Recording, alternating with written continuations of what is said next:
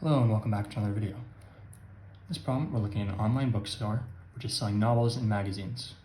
Each novel sells for $4 and each magazine sells for $1. Sadie purchased a total of 11 novels and magazines with a combined price of $20. So she bought 11 of them and it cost $20. We're asked how many novels did she produce. So let's let n equal to the number of novels she bought, and let m equal the number of magazines that she bought.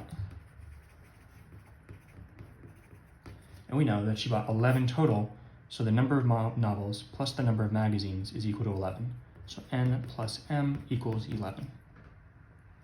Now, they have a combined price of $20, so the cost of the novels plus the cost of the magazines equals $20. And we know for the novels, she bought n novels at $4 each, so the cost in total is going to be $4 per novel times n novels is 4n.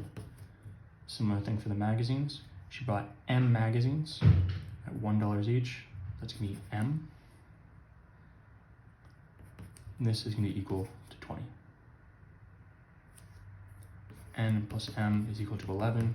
We can use elimination. Subtract these two equations. Again, we just got that from here. 4n minus n is 3n.